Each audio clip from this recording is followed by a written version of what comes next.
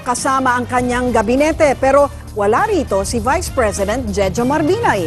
Hindi raw ito inimbitahan ayon sa kampo ng Vice Presidente. Umaaksyon si Royce Snagit.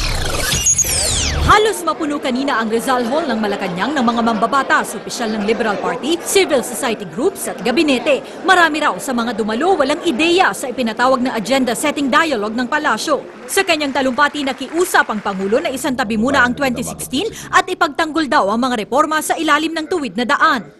Kung may nagdududa, tayo na mismo ang lumapit sa kanila at magpaliwanag. Kung pinaulanan tayo ng kasinungalingan, labanan natin ito ng katotohanan at katwiran.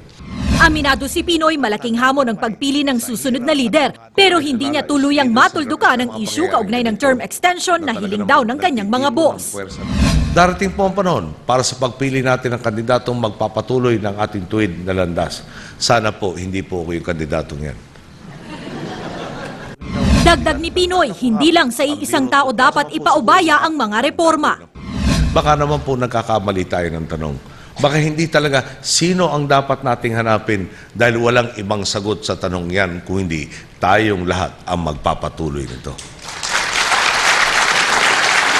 Bagamat wala pang binabanggit si Pinoy na pipiliing gustong maging kapalit, kumpiyansa siyang marunong na ang taong bayan na magpasya kung sino ang karapat-dapat. Tiwala po ko, miski anong panililang o pagpostura, makikita ng ating mga boss kung sino ang ampaw at nais silang pagsamantalahan. Muli ring ibinida ni Aquino na tinutugunan daw ngayon ng gobyerno ang mga seryosong problema gaya ng power crisis, port congestion, traffic, MRT at peace and order.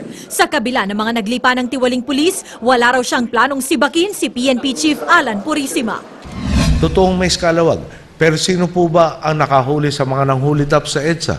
Mga pulis din po sa pamumuno ni General Purisima. Nag-imbestiga, tumugis at nakadakip sa mga salarin na ngayon ay kinasuhan na kapwa-punla pulis.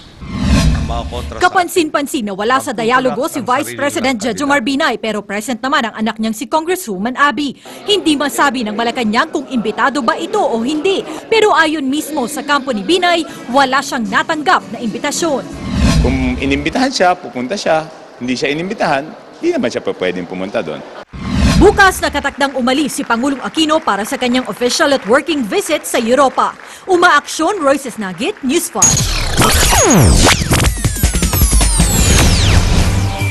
Sa pool sa CCTV ang pag-snatch sa bag ng isang tindera sa Pasay. Ang dapat sana ay tutulong sa kanya, nabaril pa ng sospek. Nasa gitna ng aksyon si Gary De Leon.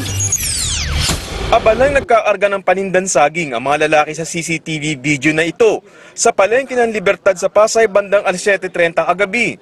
Pero ilang sandali pa, umiksena na sa kamera ang isang lalaki na pilit inaagaw ang bag ng tinderang kinilalang si Edna Olaso.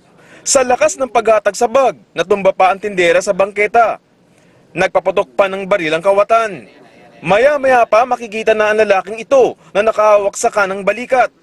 Ito raw ang kasama ng tindera na si Manuel Terciano.